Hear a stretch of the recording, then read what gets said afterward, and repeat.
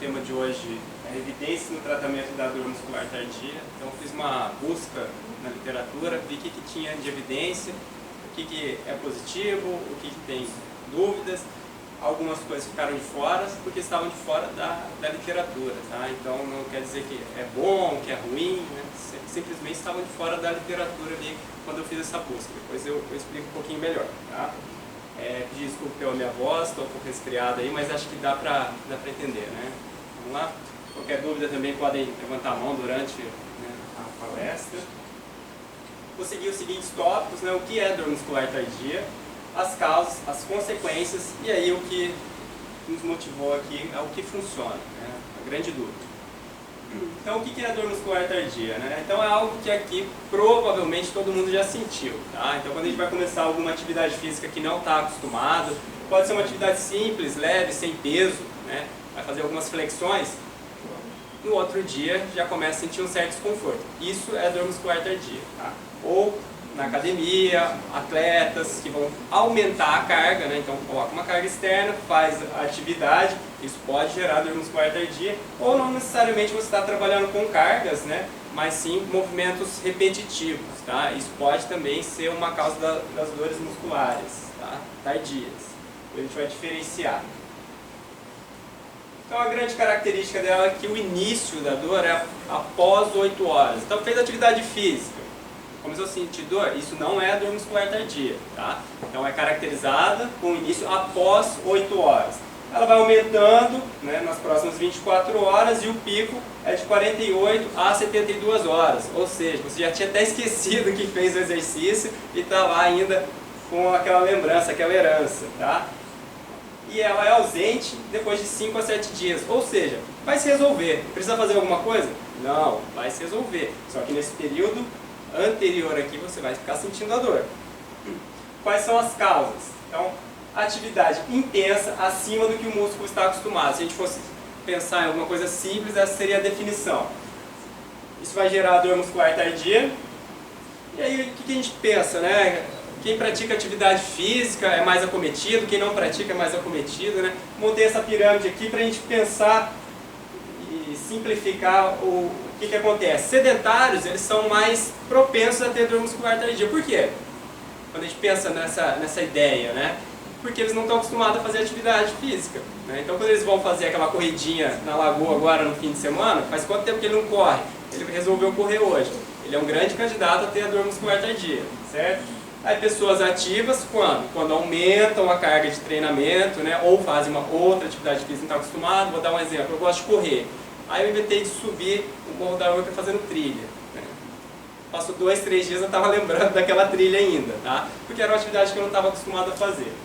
E os atletas eles são menos acometidos, tá? Porque eles já estão acostumados com aquela carga de treinamento e eles vão ser acometidos quando passarem aquele limite. Num dia a dia de treino, pode ser um treino alto, ele já está acostumado, isso não vai influenciar tanto na dor muscular tardia. Bom, fica fácil da gente entender. Porque o conceito de dor por exercício não é porque o cara faz exercício que ele sempre vai sentir dor, não é por aí, tá? E aí a gente precisa diferenciar algumas coisas. Dor muscular aguda, que é aquela quando você faz exercício, fiz exercício, doeu.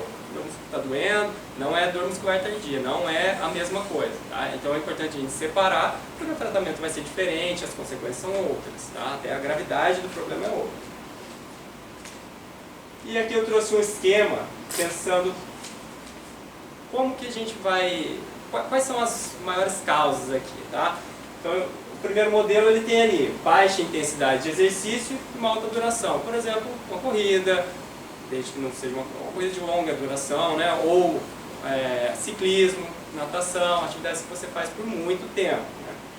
Ou, o segundo modelo, um exercício de baixa duração e alta intensidade, né? Aí quem já teve dor muscular tardia, que está mais acostumado aí, se arrisca a dizer qual seria o modelo que causa mais, não quer dizer que um não causa e o outro causa, tá? Só isso. Ó, musculação. Musculação é clássico, né? Fez musculação no outro dia, né? Vai estar dolorido. Quando a gente começa. Depois de um certo tempo se manter a mesma carga, não, né? É facinho pensar isso. Então a musculação tem essa característica, né? Em geral, a segunda, né? Baixa duração e alta intensidade. Tá? Não quer dizer que se você for correr ali, não está acostumado a correr, vai fazer um exercício de baixa intensidade por muito tempo, que não vai ter dor muscular. Tá? Aquele outro modelo, ele é mais propenso a ter essa dor. E as consequências, né? Então, quando a gente pensa na dor, o que ela vai causar no nosso organismo, né?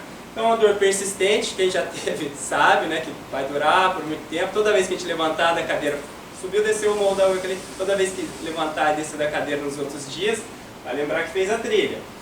Pode ter edema, isso não é necessário que tenha, tá? Mas pode ter edema, né? Não é algo que vai realmente evidenciar. Aumento da creatina quinase, que é uma enzima que vai estar circulante no sangue, né? Você consegue fazer análise de sangue e perceber isso após o exercício. Deixa eu ver se eu consigo tirar isso que foi.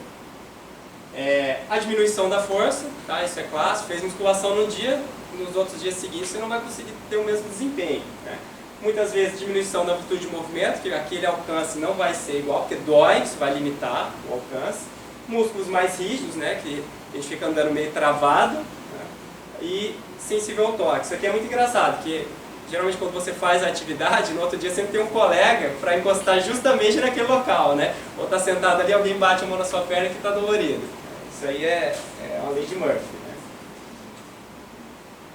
E isso vai gerar o quê? Menor desempenho, tá? Então isso tudo só é importante quando a gente pensa no desempenho, tá? Isso aí isoladamente, para pessoas que não dependem dessa atividade, não faz grande diferença. Quando a gente pensa num atleta de alto desempenho, ele não conseguir ter um treino, né, de alto nível 2, 3 dias depois, isso é extremamente relevante. Ou ele realiza um treino e depois tem um jogo e não consegue ter um desempenho correto, isso é extremamente prejudicial. Então quando a gente começa a pensar nessas pessoas, isso faz diferença.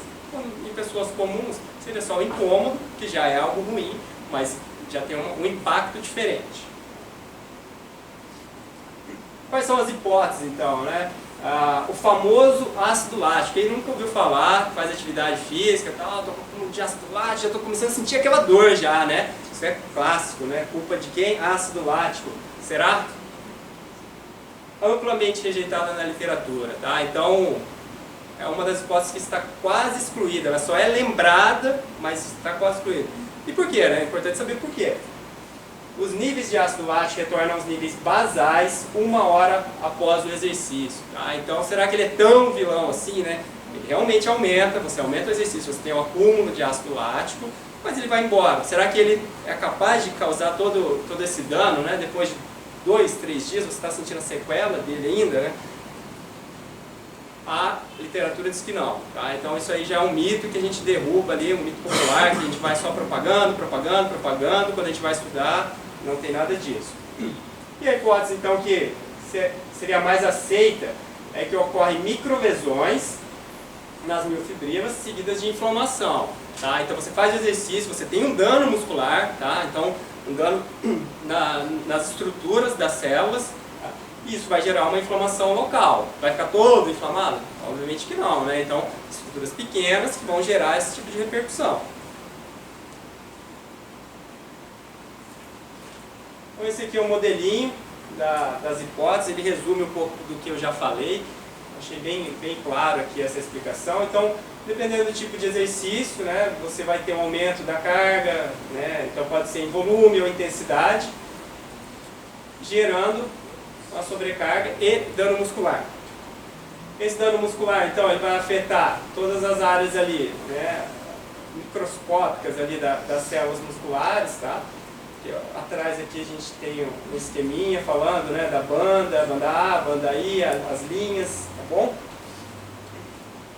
Isso vai gerar então extravasamento de enzimas, né? Eu tinha citado a creatina quinase, até liberação de algumas proteínas do músculo, com um dano muscular, gerando então um influxo de cálcio, necrose celular. Isso vai afetar os receptores de dor, ou seja, está tendo um dano, está tendo um machucado, as células responsáveis pelos receptores de dor vão falar assim, ó, tem alguma coisa acontecendo, elas ficam mais sensíveis, que é aquilo sensível ao toque, tá bom? Então isso aqui seria uma forma mecânica de entender a dor. Mas também, ao mesmo tempo que a gente tem a lesão muscular aqui causando, né, essa cadeia, a gente tem aqui também um processo inflamatório, né? Então o processo inflamatório também vai fazer com que os receptores eles fiquem mais ativos, mais sensíveis, tá? Eles disparam com mais facilidade. Então a atividade simples de levantar da cadeira, que antes era normal, hoje já é suficiente para causar dor. Lembrar que está doendo. E aí é importante a gente entender então o que vai se gerar a dor muscular. Aqui ele traz como de início tardio, ou só tardia, né? Tanto faz, que pode ser influenciado, então, liberação de beta-endorfina, né? Que é liberada pelo exercício, né? Uma das fontes é o exercício, que vai fazer com que fique mais leve essa dor. Então, por isso que quando a gente inicia novamente aquela atividade física, opa, durante a atividade física eu tô legal por quê? Porque tem liberação da beta-endorfina. Tá? E também tem outros fatores aqui que são importantes, né? Fatores intrínsecos e condições ambientais. Né? Fatores intrínsecos, isso tem a variação de idade, raça, gênero, tá? Então várias coisas podem influenciar também. Né? E aí, por exemplo, pessoas que já praticaram aquela atividade física antes, né? Ou as condições climáticas podem favorecer ou prejudicar. E aí a gente chegou na parte mais importante. Então contextualizamos aqui o que é a dor muscular, como é causada, quais são as teorias e pensar o que funciona, o que nós fisioterapeutas podemos fazer para melhorar essas condições, né?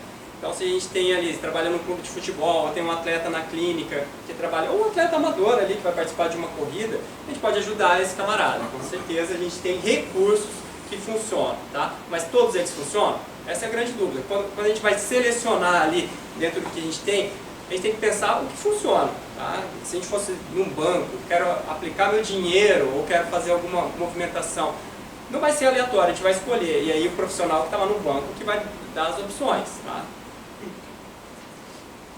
Então o que a gente tem de evidência aqui? Então tem uma revisão sistemática da Cochrane, tá? Qual era o pensamento? O alongamento ele previne ou reduz a dor muscular após o exercício. Tá bom? Uma revisão de 2011, até então não tinha uma nova revisão desse tema. Para quem não está acostumado, esse daqui é o resultado da meta-análise, tá? Chama Forest Plot, né? O gráfico em floresta. Eu vou explicar um pouquinho porque nem todo mundo está acostumado com esse tipo de gráfico e ele é extremamente importante na nossa prática clínica. Tá? Então o que o cara pensou, o cientista fez, ele resumiu ali, a gente tem que pelo menos ler aquilo e entender se funciona ou não. Depois a gente vai aprofundar com pesquisa e tudo mais. Mas não necessariamente todo mundo tem que entender de pesquisa, mas tem que entender os resultados. Então vamos lá. Ele pegou os estudos que trabalharam com alongamento antes do exercício. Tá? Então esse resultado aqui é dos estudos antes do exercício. Ele avaliou depois de 18 a 30 horas. Tem coerência? Tem. A dor aparece depois de quantas horas? 8 horas no mínimo. Tá? Então está bem coerente aqui, né, o que ele fez. Então ele avaliou a dor e aí aqui, se a gente fosse analisar, o que a gente gostaria que acontecesse, né? Que o resultado ele estivesse a favor do alongamento, né? No final é a intervenção que a gente pretende aplicar. Isso acontece? Essa é a grande dúvida. Por isso que a gente tem que aprender a ler o gráfico. Né? Isso não acontece. Isso aqui é o resultado final, chamado de diamante da meta-análise, tá? Que ele mostra o resultado combinado desses 3 estudos. Então esse camarada foi lá, fez um estudo com as pessoas e encontrou um resultado. Esse outro foi lá e encontrou outro resultado. E um terceiro resultado. Quando a gente junta esses resultados, ele vai produzir um produto final, tá? Que é o resultado final da meta-análise. Essa aqui é a área neutra. Tá? O zero é a área neutra. Não tende nem para um lado e nem para o outro. Tá? Toda vez que o diamante, isso aqui é uma regra, como posso dizer, informal. Toda vez que o diamante toca a linha, não teve diferença entre os grupos, entre as intervenções. Tá? Então, resumidamente é isso. Né? Então, o básico, se a gente conseguir aprender isso aqui, que o diamante está tocando a linha, é uma área neutra, que não está a favor nem de um lado nem do outro, já é suficiente para a gente ler esse gráfico aqui. Muito bom. O que a gente pode ter de informação adicional? Né? O famoso valor de P. O valor de P na pesquisa é tudo. Né? Não deveria ser, mas é muito valorizado o valor de P. Tá bom, vamos utilizar esse valor de P. Então o valor de P, porque ele é acima de 0,05, ele é estatisticamente não significativo. Tá bom? Então, ou seja, não teve diferença nem para um lado nem para o outro. Então o valor aqui de P é de 0,92, acima, ou seja, naquela área neutra que não tem diferença entre os grupos. Que encontramos aqui uma similaridade, um representa o outro, tudo bem? O que a gente pode observar também, já que a gente está aprofundando, né, essa análise do gráfico? Aqui a gente tem o intervalo de confiança do resultado final, ele vai de menos 11 até 10 positivo, ou seja, ele passa pelo zero, concorda? Se a gente traçasse uma linha ali que começa no menos 11, vai até o 10, o zero está contemplado, tudo bem? Está contemplado ali, ou seja, passou pelo zero, não tem significância. Tudo bem? Só estou explicando isso daqui para a gente tentar entender os outros gráficos, tá? Então, alongamento antes da atividade física foi eficiente para melhorar a dor muscular tardia? Qual é o resultado aqui? Que não teve diferença em relação ao grupo controle, tá bom? E aí, se a gente pensar, então vamos alongar depois. Vamos alongar depois, né? O cara faz atividade física, ele alonga depois. E aí ele fez a avaliação no mesmo período, né? Aqui tinham mais estudos, 4 estudos representados aqui, tá? E aí tem o resultado da meta-análise. O diamante, toca a linha? Toca a linha, né? Então a gente vai pular todas as outras fases ali e ler rapidamente esse gráfico aqui, que também não foi eficiente. Então a gente vai passar aqui agora, se a gente alongar antes e depois, o que acontece? Qual é o efeito? Tem mais estudos, né? Então aqui a meta-análise já começa a ficar mais robusta, mas e o resultado? É o mesmo, tá bom? O que o autor concluiu? Então o alongamento muscular, quando conduzido antes e após o exercício, ele não produz uma diferença, uma redução clinicamente significativa nesses pacientes, tá bom? Então, alongar melhora a dor muscular? Vai prevenir a dor muscular? Não, tá? Isso é o que diz o estudo. Então, eu não utilizaria. Vamos lá, uma outra intervenção, crioterapia. Ela previne ou trata a dor muscular tardia? Então aqui ele traz crioterapia como crioimersão, tá? Não só o pacote de gelo. E ele fez essa avaliação então da dor, né, com a escala Likert e através da escala visual analógica, tudo bem? Depois a gente pode aprofundar nesses itens aqui. E aí, imediatamente após a intervenção, né, então fez o gelo ali, que teve de diferença? Nenhuma. Por quê? Porque a dor demora a acontecer, tá bom? Então fez atividade física, entrou no banheiro de gelo, fez a avaliação de dor, faz sentido. Ok. Na verdade faz sentido que não tenha diferença. 24 horas depois, olha lá, ainda bem que apareceu aquele negócio aqui que foi uma surpresa, né? A favor de quem? Da intervenção. Toca a linha? Não, ele está tendenciando para aquele lado ali que é a favor da intervenção. Então a gente teve uma redução da dor aqui depois de 24 horas para quem realizou a crioterapia. Interessante já. 48 horas, 72 horas e 96 horas. Resultado, o mesmo, né? Ele foi eficiente para reduzir a dor nesses pacientes. Legal, a gente já tem pelo menos um resultado positivo aqui. Então, a crioimersão ela reduz a dor muscular tardia após o exercício quando comparado com intervenções passivas ou nenhuma intervenção. Então é melhor fazer a crioimersão do que não fazer nada. Tá? A gente consegue ter uma alteração já nesse sentido. Legal, positivo, utilizaria. Né? Se eu tivesse recurso, com certeza iria utilizar. A gente tem mais uma revisão sistemática que fala de fototerapia, né? O laser. Então o laser ele funciona para dor muscular tardia. Quais são os resultados? Então ele avaliou a dor depois de 24 horas, 24 horas, 48 horas, 72 horas e 96 horas, né? Poucos estudos, tá? Tem que frisar poucos estudos, e todos eles o diamante toca a linha, tá? Então a gente consegue já fazer um resumão do que aconteceu.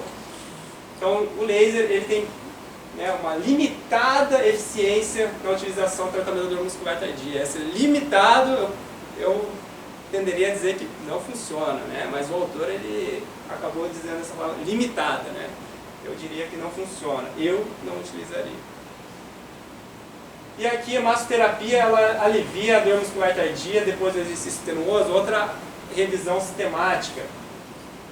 Então a gente tem aqui o resultado imediatamente após a atividade física, aqui que eu já falei, faz sentido ter uma alteração? A gente começou a sentir a dor ainda, tá? Então faz sentido que não tenha diferença, legal, a gente consegue ter um controle bom. E aí depois que recebeu a intervenção, aí já faz alguma diferença, né? Porque a intervenção ela é imediata ali, faz sentido que tenha algum alívio ali de qualquer dor. E aqui, toca ali ou não? Esse é o grande X da questão. Não sei, está longe, né? Toca, alguns falam que toca. A gente vai aqui, ó, tirar a dúvida no intervalo de confiança, menos 1.17, menos 0,05. Então está totalmente negativo, ele não abrange zero. Legal, foi a favor da intervenção. Tá? Então a massoterapia foi eficiente imediatamente. Após 48 horas e 72 horas, qual é o resultado aqui? O diamante final, né? Ele traz diamantes separados, mas qual é o diamante final? Que a massoterapia é eficaz, né? Para ajudar na melhora da dor muscular tardia. Tá bom? O que o autor diz? Obviamente que ele vai falar que ela pode ser eficiente aqui para o alívio da dor muscular tardia. Eu utilizaria? Sim. Tá? E aí é um recurso que a gente entende muito. Tá? O fisioterapeuta, nem todos, né? Obviamente, dependendo da experiência, mas tem capacidade de fazer. Não precisa de nada, né? Só das mãos. E conhecimento. Então, o que a gente pode resumir aqui? O alongamento, a crioterapia, a fototerapia e a massoterapia são eficientes? Em partes, alguns sim, outros não. Quando a gente olha o alongamento, ele é eficiente para melhorar a dor muscular tardia? Não. Crioterapia? Sim. Fototerapia? Não. Massoterapia? Sim. Tá? Então a gente começa a selecionar nosso arsenal aqui, focar no que realmente tem evidência. Quer utilizar outros meios, aí é uma outra situação. Tá? O que tem de evidência atualmente é isso. Pode ter outros? Pode. Tá? Não estou excluindo os outros. Bom, é isso que eu finalizo. Então a gente tentar usar a literatura a nosso favor, com o embasamento, para ter o melhor resultado para o nosso paciente. Bom, espero que tenha ajudado. Termino aqui a palestra.